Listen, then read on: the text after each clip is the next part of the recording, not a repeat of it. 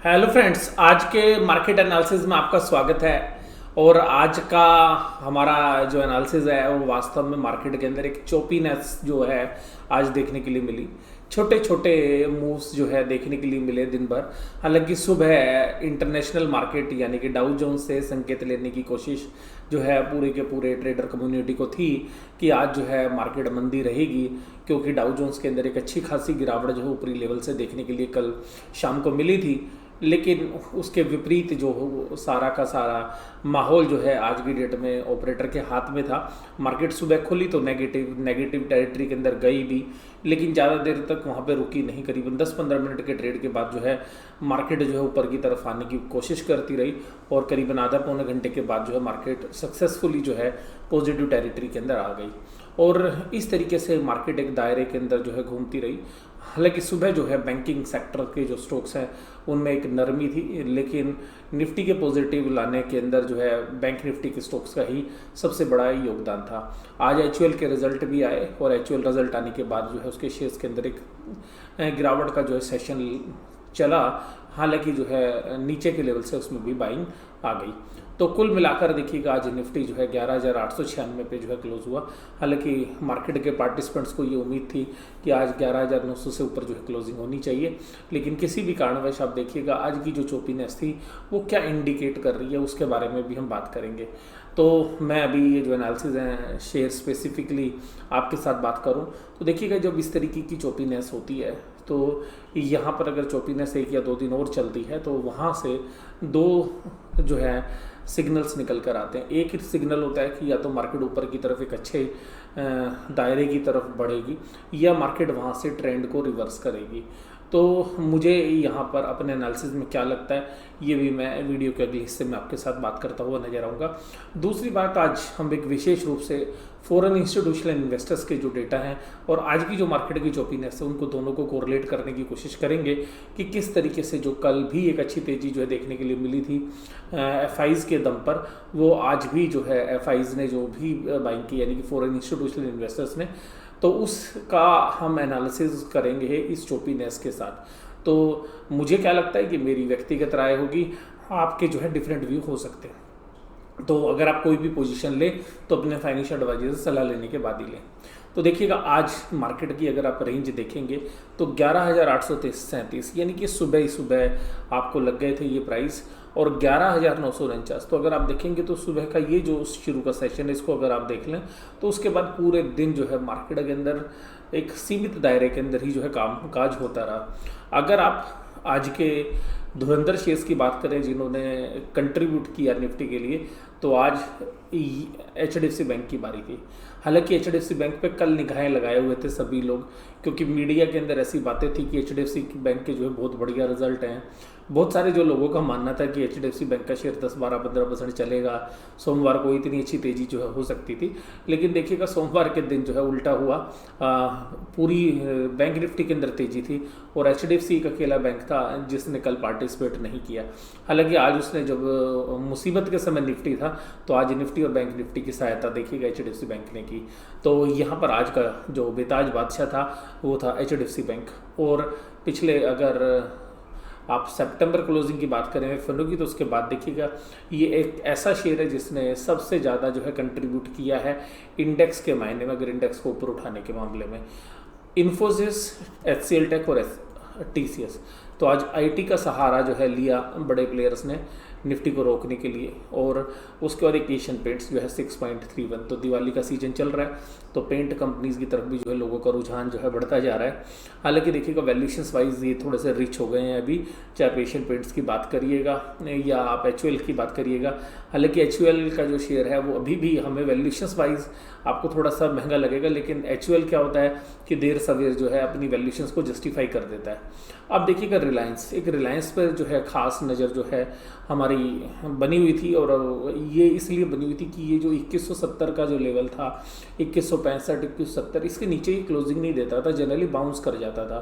लेकिन आज काफ़ी दिनों के बाद देखिएगा 2155 रुपये और 90 पैसे पे यहाँ पे जो क्लोजिंग हुई है, तो यहाँ पर भी एक इंडिकेशन मिल रहा है कि क्या ये 50 या 100 रुपये की जो मंदी या इवन 2000 तक के लेवल भी क्या रिलायंस में आ सकते हैं।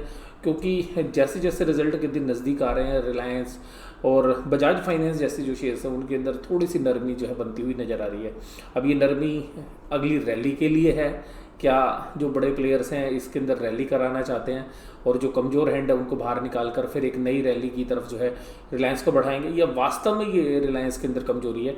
ये पूरा का पूरा दारोमदार जो है इंडेक्स की मूवमेंट के अंदर अभी देखने के लिए मिलेगा, क्योंकि देखिएगा विदाउट रिलायंस आप 12,000 से ऊपर जो है सस्टेन नहीं कर सकते, क्योंकि देखिएगा और जो सारे शेयर्स हैं वहाँ पे वैल्यूएशंस काफ़ी रिच हो गई हैं, तो आपको उनका सहारा लेना पड़ेगा। आज ब्रिटेनिया के अंदर एक अच्छी खासी प्रॉफिट बुकिंग थी, रिजल्ट से जो है लोग सेटिस्फाइड नहीं हुए ऐसा लगता था, लेकिन देखिएगा ब्रिटेनिया भी एक ऐसी चीज़ है जो आपको एक लॉन्ग टर्म के अंदर, यानी कि कॉफ़ी कैन पोर्टफोलियो वाला जो शेयर है उसके अंदर भी हमने जो सजेस्ट किया हुआ है ये। और वहाँ पे तो देखिएगा ये जो शेयर्स मार्च में हमने किया था, तो मार्च से तो यहाँ पर काफ़ी अच्छी तेज़ी जो है इसके अंदर हो चुकी है। HDFC देखिएगा 2000 के ऊपर जो है थोड़ी सी वैल्यूएशंस महंगी लगने लगी है, हालांकि देखिएगा ये भी एक ऐसा शेयर है जो कि लाइमलाइट में रहता है और बहुत सारी होल्डिंग्स जो है इसके पास अपनी ग्रुप कंपनीज़ की हैं, तो जिसकी वजह से देखिएगा यहाँ पर आज जो है थोड़ी मंदी लगी है, हालांकि काफ़ी तेज़ रहा है पीछे, लेकिन आज इसके अंदर एक जो है गिरावट देखनी। कल का बेताज बादशाह ICICI बैंक आज थोड़ी नरमी थी, हालांकि ऊपर के प्राइस इसने टच करने की कोशिश की, लेकिन ऊपर के प्राइस के ऊपर एक सेलिंग प्रेशर देखने के लिए मिल रहा था। IOC तो हालांकि IOC का वेट कम है, लेकिन फिर भी देखिएगा 4 पॉइंट की गिरावट इसने कर दी। तो मेजर कंट्रीब्यूटर कौन था? प्लस साइड में HDFC, नेगेटिव साइड के अंदर रिलायंस। और इस तरीके से अगर आप देखें तो उसके अलावा अगर कंट्रीब्यूटर में बात करें तो IT कंपनीज जो है काफ़ी अच्छा जो है अभी कर रही हैं दोबारा से, क्योंकि रिजल्ट सीजन के बाद जो है इनके अंदर सब के अंदर एक अच्छी प्रॉफिट बुकिंग आ गई थी, लेकिन फिर भी जो है आज रीबाउंड जो है करने की कोशिश की। और TCS तो देखिएगा नीचे के लेवल से जो है दोबारा से रिकवर करता हुआ नजर आया। अब बात करते हैं बैंक निफ्टी। तो बैंक निफ्टी के अंदर आपको पता ही है कि बैंक निफ्टी में कौन से शेयर्स हैं, तो उन शेयर्स के अंदर आज जो वोलेटिलिटी रही वो काफ़ी अच्छे से देखने के लिए मिली। RBL बैंक में ऊपर नीचे काफ़ी जो है वोलेटिलिटी थी आज, ICICI बैंक के अंदर भी काफ़ी वोलेटिलिटी थी। कंट्रीब्यूटर कौन था आज? तो देखिएगा 45 प्लस में आया, उससे अकेले तो देखिएगा 96 की जो है कंट्रीब्यूशन आपको निफ्टी बैंक से था। एक्सिस बैंक सुबह काफ़ी तेज़ था और आज ऐसा लग रहा था कि 500 के ऊपर क्लोजिंग देगा, लेकिन बड़े प्लेयर्स ने यहाँ पर भी प्रॉफिट बुकिंग करते हुए नजर आए। फेडरल बैंक जो है कल की तेज़ी के बाद आज भी जो है अच्छी तेज़ी दिखाने के बाद जो है बैंक निफ्टी के अंदर 1.12 का कंट्रीब्यूटर आज रहा। हालांकि RBL बैंक के अंदर जो है कंट्रीब्यूशन बहुत बड़ा नहीं था, लेकिन अपने आप को पॉजिटिवली क्लोज कर पाना भी काफ़ी बड़ी बात थी। ICICI बैंक आज देखिएगा 14.86 की जो है इसने कमजोरी थी। कोटक महिंद्रा बैंक देखिए को सुबह बहुत तेज था और ये न्यूज़ थी कि LIC ने और जो फॉरेन पोर्टफोलियो इन्वेस्टर्स हैं उन्होंने अपना स्टेक बढ़ाया है सितंबर क्वार्टर में, तो उसके बाद देखिएगा पॉजिटिव रुझान था। लेकिन देखिएगा यहाँ पर जो ट्रेडर्स हैं उनको आज फंसना ही पड़ा होगा, तो जो डेली ट्रेडर्स ने इस न्यूज़ की वजह से शेयर्स खरीदा होगा तो डेली ट्रेडर्स को शाम को जो है माल अपना काटना पड़ा होगा। SBI जो है 200 रुपये से ऊपर जो है काफ़ी अच्छे से जो है मेंटेन किए हुए और आज भी काफ़ी मजबूती के साथ जो है खड़ा हुआ था। हालांकि एक बार 202 के आसपास भी जो है, हालांकि सुबह के सेशन में तो 201 के आसपास भी आया था, लेकिन अगर ये 202 की लाइन में जैसे ही आ रहा था तो 202 रुपये 70 पैसे 75 पैसे से तुरंत जो है बाउंस कर रहा था। बैंक ऑफ बड़ौदा की बात हम करेंगे नहीं, देखिएगा ये इस तरीके की जो शेयर्स हैं ना अभी इनमें कुछ ज़्यादा बचा नहीं है और जनरली पोर्टफोलियो में भी जो है बड़े प्लेयर्स अभी इस तरीके के शेयर्स को नहीं रखे हुए हैं। बंधन बैंक पे देखिएगा जो माइक्रो फाइनेंस का जो बिजनेस है उस पर एक ओवरहैंग है, तो मार्केट उसमें रिजल्ट देखना चाहेगी कि प्रोविजंस किस तरीके के जो है बनते हैं। तो अभी भी जो है जिन प्राइजेस पर इन्होंने प्रमोटर ने जो स्टेक सेल किया था उससे भी अभी 9-10 रुपये ऊपर है, तो यहाँ पर जो है अभी आगे आने वाले समय में देखने के लिए पता चलेगा। आज देखिएगा एक अच्छा रीबाउंड हो रहा था। मैं आपको कल के ट्रेड के लिए बता दूं कि अगर कल मार्केट तेज होती है तो इंडसइंड बैंक के अंदर एक बहुत अच्छा रीबाउंड था, और अगर पूरी रैली की अगर हम बात करें तो 625-624 के ऊपर इंडसइंड बैंक के अंदर एक अच्छा बेस जो है आज बन रहा था। तो हो सकता है कि अगर एक पॉजिटिव आउटकम निकलता है तो इंडसइंड बैंक जो है बैंक निफ्टी के अंदर कल आउट परफॉर्म करने वाली पोजीशन में हो सकता है। और अगर गिरावट का दौर रहेगा, क्योंकि देखिएगा थर्सडे जो है नज़दीक आ रहा है, तो वहाँ पर भी आपको जो है ध्यान रखना पड़ेगा, क्योंकि थोड़ी वॉलेटिलिटी वेडनेसडे और थर्सडे के सेशन में थोड़ी ज़्यादा रहती है। सिंगापुर निफ्टी की अगर हम बात करें तो देखिएगा सिंगापुर निफ्टी अभी हाल फिलहाल में, अभी जब मैं आपको वीडियो बनाने लगा तो उस समय यानी कि 7:39 पर मैं का समय था और ये बैंक निफ्टी है पॉजिटिवली जो है ट्रेड कर रहा था, और उसका मुख्य कारण था डाउ जोन्स, और डाउ जोन्स जो है करीब 0.79% की तेज़ी के साथ जो है पॉजिटिव टेरिटरी में काम कर रहा था, और कल की जो गिरावट थी उसकी आधी गिरावट जो है इसने आज कवर कर ली थी अभी जिस समय तक मैं आपके साथ वीडियो शेयर कर रहा था। तो ये जो इनिशियल चार्ट है वो आपको डाउ जोन्स का नज़र आ रहा है स्क्रीन के ऊपर। तो यहाँ से आगे अगर हम बढ़े तो आज मैंने जैसे बोला कि टेक वाली जो कंपनीज थी उनके अंदर रुझान था। तो HCL टेक देखिएगा 4% चला, टेक महिंद्रा और एशियन पेंट्स तो 2.94। देखिएगा अभी जो टेक वाली जो कंपनीज है ना, इनमें क्या होता है कि मैं आपको एक सिंपल सी बात बताता हूँ कि यहाँ पे ना अब लोगों का रुझान इधर आ जाएगा, और लोगों की जब कैपिटल इधर आ जाएगी तो रिलायंस की तरफ चलने बंद हो जाएंगे ये। अब देखिएगा रिलायंस में बहुत सारे लोगों की पोजीशन है, लेकिन अब 1-1.5 महीने से अब देखिएगा रिलायंस सुस्त पड़ा हुआ है। भारतीय एयरटेल काफ़ी दिनों के बाद खुशहाली देखिएगा यहाँ देखने के लिए मिली, और आज अपने 52 वीक के जो एक्सपोनेंशियल मूविंग एवरेज है उसके ऊपर भी जो इसने अटेम्प्ट किया। और लास्ट प्राइस आप लोग जानते हैं कि 405 रुपये जो है 52 जो एक्सपोनेंशियल मूविंग एवरेज है 52 वीक्स की, उसी के आसपास जो है क्लोजिंग दी है। तो यहाँ रेजिस्टेंस बनना भी था। HDFC बैंक देखिएगा आज फिर एक तेज़ी के साथ बंद हुआ। JSW स्टील 1.66% की। L&T जैसे मैं आपके साथ पिछली हफ्ते भी बात कर रहा था कि देखिएगा जब मार्केट को अब अगर निफ्टी को सहारा देना तो ऐसे शेयर्स चलते हुए आपको नजर आएंगे जो अभी तक चले नहीं है। तो वहीं पर आपको देखिएगा L&T के बारे में मैंने बात की थी कि ये थोड़ा सा चलता हुआ आपको नजर आएगा। तो L&T में थोड़ा सा जान नीचे से आनी शुरू हुई है, और बहुत लोग अब जो है इसके बारे में बोल भी रहे हैं कि हाँ जी चलो निफ्टी में जान आ सकती है। अब देखिएगा जो गिरने वाले जो शेयर्स थे उसमें देखिएगा ब्रिटेनिया FMCG की कंपनी सेफ प्ले है लेकिन फिर भी माइनस में थी। ONGC देखिएगा ऑयल प्राइस और सारी जो अपनी कंपनीज हैं उनमें भी जो है अभी सब्सिडरी में भी स्टेक सेल की बात हो रही है। तो वहाँ पर अगर सारी घटनाक्रम में देखेंगे तो ये सेक्टर चल नहीं रहा। उसी तरीके से गेल का जो शेयर्स है, हालांकि देखिएगा गेल के बारे में मेरी एक थोड़ी कॉन्ट्रा व्यू है, क्योंकि गैस का जो बिज़नेस है जितना बड़ा नेटवर्क है गेल का, तो यहाँ पर अगर आप एक चीज़ नोटिस करेंगे तो वैल्यू पिकर्स जो है अब इस चीज़ को जो है आपको पकड़ते हुए नज़र आएंगे। तो ये 80 रुपये के आसपास जो है आप देखिएगा वैल्यू पिकर्स जो है इस शेयर्स को खरीदने की जो है कोशिश या चेष्टा जरूर करते हुए नजर आएंगे। इंडियन ऑयल में 2.15% की गिरावट। UPL देखिएगा जब से सब्सिडरी कंपनी के प्रमोटर ने ऑडिटर्स ने रिज़ाइन किया उसके बाद जो है यहाँ पे आपको एक गिरावट जो है देखने के लिए मिल रही है लगातार। तो इस तरीके से अगर हम सारी बात करें तो ICICI बैंक पे भी एक बार नज़र डालिएगा। देखिएगा एक सीमित दायरे में, बहुत कम ऐसा होता है कि केवल 6 रुपये के अंदर ICICI बैंक का शेयर ट्रेड करे पूरे दिन भर। तो मैं आपको बता ही रहा हूँ कि जो चोपीनेस है वो किस तरीके से जो है रही है। उसका बजाज फिनसर्व जो है नेगेटिव टेरिटरी में बंद हुआ। और sir last but not the list Bajaj finance देखिएगा आज पूरे दिन जो है वो प्लस माइनस में रहा। 3289 के हाई लगाए, 3226 के लो लगाए, लेकिन फाइनली 3252 के जो है क्लोजिंग बंद हुआ। इस वीक जो है बजाज फाइनेंस और बजाज फिनसर्व दोनों के रिजल्ट आने वाले हैं, और यहाँ पर देखिएगा अगर रिजल्ट में कुछ भी पॉजिटिवनेस आई तो एक अच्छी तेज़ी हो सकती है यहाँ पे, क्योंकि ये ऊपर के लेवल से काफ़ी करेक्ट हो रहे हैं। और ख़राब रिजल्ट्स आए तो आप देखिएगा ये 3000 से नीचे भी जो है जाते हुए नजर आएंगे।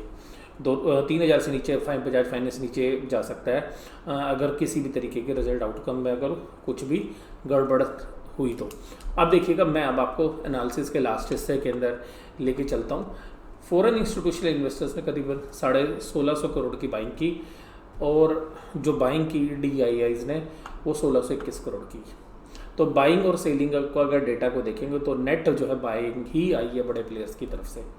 अब यहाँ पर क्या इंडिकेशंस मिलते हैं देखिएगा, यहाँ पे मैंने आपके साथ बोली थी कि मैं 2 इंडिकेशंस की बात करूँगा, एक चोपीनेस की और एक इस डेटा की। देखिएगा चोपीनेस जब रहती है तो मार्केट में अगर 2-3 दिन लगातार चोपीनेस रहती है तो एक बड़े मूव्स जो हैं आते हैं नीचे की तरफ या ऊपर की तरफ। मेरी राय ऐसी है कि देखिएगा ऊपर की तरफ के जो चांसेस हैं वो हमें कम लगते हैं, क्योंकि मार्केट जिस तरीके से एक रैली कर चुकी है तो एक प्रॉफिट बुकिंग जो है कभी भी जो है बड़े प्लेयर्स स्टार्ट कर सकते हैं। और एक प्रॉफिट बुकिंग जो है इसलिए भी बनती है कि आगे चल के देखिएगा नेक्स्ट मंथ के अंदर जो है US के जो इलेक्शंस हैं उन पे भी जो है सबकी नज़र है। तो वहाँ पर भी आप देखिएगा कि बड़े प्लेयर्स अपनी पोजीशंस को या तो हेज करेंगे या हल्की करेंगे। तो मुझे पर्सनली ऐसा लगता है ये चोपीनेस जो है एक हेजिंग करने के लिए जो है मौका दे रही है बड़े प्लेयर्स को। अब फॉरेन इंस्टीट्यूशनल इन्वेस्टर्स के जो डेटाज हैं उनको कैसे रीड करें, तो मुझे पर्सनली ऐसा लगता है कि जब कैश में अगर इतनी अच्छी बाइंग होती है कैपिटल मार्केट के अंदर, अगर हम बात करें कैपिटल मार्केट सेगमेंट में अगर ये बाइंग होती है और इसके बाद 12,000 के आसपास या 12,044 जो है मैंने आपके साथ बात की भी है पीछे भी, तो 12,044 के लेवल्स तक एक बार शायद वहाँ पे टच करो और वहाँ पर ये जो बड़े प्लेयर्स हैं अपनी पोजीशंस को हैज करते हुए नजर आए, यानी कि वहाँ से ये मार्केट के अंदर एक गिरावट का दौर जो है शुरू करें और वहाँ से एक प्रॉफिट बुकिंग आए, क्योंकि नेक्स्ट मंथ के अंदर वोलेटिलिटी की बात जो है मानी जा रही है और बड़े जो एक्सपर्ट्स हैं वो भी इस बात को मान रहे हैं कि नेक्स्ट मंथ के अंदर जो है वोलेटिलिटी रहेगी इंटरनेशनल रीजन्स की वजह से, तो उसका जो असर है वो हमें इंडिया में भी देखने के लिए मिलेगा। तो ऐसा हमें लग रहा है कि जो बड़े प्लेयर्स हैं यहाँ पे अपनी पोजीशंस थोड़ा सा और खींच रहे हैं, जिसकी वजह से जितने शॉर्ट्स पोजीशंस थे वो मोस्टली जो शॉर्ट ट्रेडर्स थे वो कट जाएंगे अगर एक भी क्लोजिंग 12,000 के ऊपर आ गई तो। और एफआईज जो है वो इसी कोशिश में है कि एक क्लोजिंग हम 12,000 के पार दे दें, फिर सारे टेक्निकल चार्ट वाले कहेंगे कि बहुत निफ्टी तेज है और उसी समय पर वो अपनी शॉर्ट पोजीशन बनाएंगे और उसके बाद हो सकता है कि आपको अगला महीना जो है काफ़ी मंदा नज़र आए। और उसके बाद यहाँ पर भी जो है हो सकता है कि अभी क्योंकि जो वीकली एक्सपायरी तो है परसों, लेकिन वीकली एक्सपायरी से ज़्यादा जो मंथली एक्सपायरी है उस पे भी जो है आपको एक वोलेटिलिटी देखने के लिए मिलेगी, क्योंकि यहाँ पर ये जो बड़े प्लेयर्स हैं मुझे पर्सनली ऐसा लगता है कि अपनी पोजीशंस को हेज करेंगे और जो अपने लॉन्ग्स हैं उनको शॉर्ट में बदलने की जो है चेष्टा कर रहे हैं, क्योंकि जब तक शॉर्ट्स कवर करेंगे लोग तब तक ये अपने शॉर्ट्स को बिल्डअप कर लेंगे। और मार्केट के अंदर एक साइकोलॉजी भी होती है कि मार्केट गिरती है फिर चढ़ जाती है, तो लोगों के अंदर एक सेंटीमेंट भी क्रिएट होगा, तो जो अपना माल बेचने की भी कोशिश करेंगे तो लोग खरीदने के लिए तैयार होंगे, क्योंकि लोगों के दिमाग में बात सेट होगी कि मार्केट गिरने के बाद तुरंत चढ़ जाती है। तो ये जो माइंड सेट है उसके साथ भी, और दूसरी बात एक लंबी जो है बाइंग ये करके बैठे हुए हैं। अगर आप देखें अगर कुल मिला के तो 8,900 से अगर हम कैलकुलेट करें और हम 12,000 पे पहुँच गए हैं तो 8,900 से कोई भी बहुत बड़ी मेजर करेक्शन जो है नहीं आई।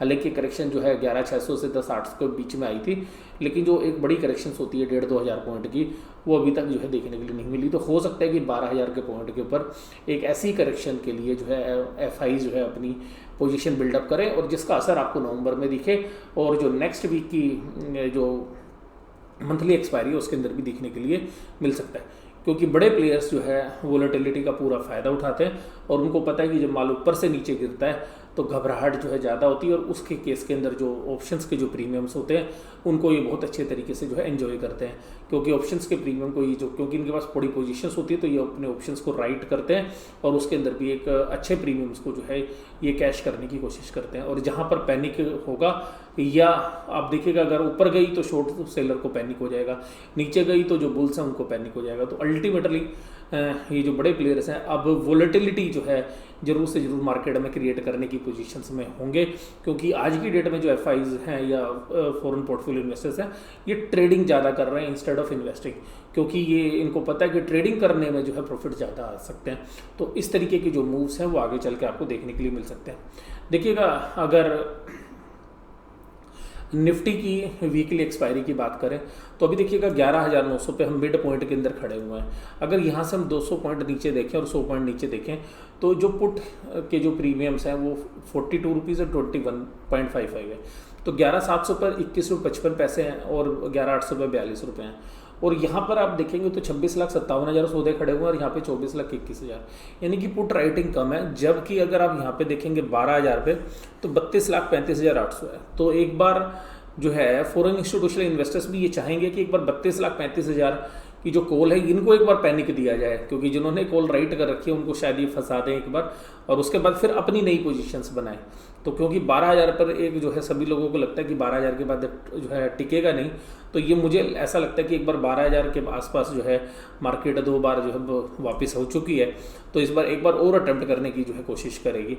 लेकिन देखिएगा इस 12,000 के लेवल के पास बहुत लॉन्ग टर्म के जो लोग फंसे हुए हैं वो यहाँ पे निकलने की चेष्टा करेंगे। तो वन शॉट में जो है निकल पाना जो है मुझे नहीं लगता कि निफ्टी बहुत इजीली जो है मेंटेन करेगा भी तो 2-4 दिन के लिए करेगा, लेकिन उसके बाद जो है उसको अल्टीमेटली नीचे की तरफ जो है प्रॉफिट बुकिंग के रीजंस की वजह से, क्योंकि बड़े प्लेयर बड़े स्मार्टली प्ले करते हैं, तो वो ऐसे सिचुएशन से जब सब लोग खरीदने की सोच होंगे तब वो एकदम सेलिंग स्टार्ट कर देंगे और तब जब सब लोग सेल कर रहे होंगे कि नीचे के लेवल्स देने शुरू करें तब वो बाय करते हैं और उसी के अंदर जो है उनको एक एक्स्ट्राऑर्डिनरी प्रॉफिट्स आते हैं, क्योंकि डायरेक्शंस के अगेंस्ट खेलना हालांकि उनके लिए भी काफ़ी रिस्की होता है, क्योंकि म्यूचुअल फंड्स या जो बाकी HNI इन्वेस्टर्स हैं उनके अगेंस्ट खेल जाते हैं। तो लेकिन जब भी वो अगर उसमें सफल होते हैं अगर ट्रेंड को चेंज करने में और उस दर उन्होंने अपनी पोजीशंस बना रखी हो तो बड़े जो रिटर्न्स हैं वो बड़े प्लेयर्स को जो है मिलते हैं। तो यहाँ पर ये पूरा जो एनालिसिस मैंने आपके साथ किया, ये आपको कैसा लगा जरूर से जरूर आप मुझे बताइएगा। वीडियो इसी तरीके से देखते रहिएगा। वीडियो देखने के लिए धन्यवाद। Thank you very much.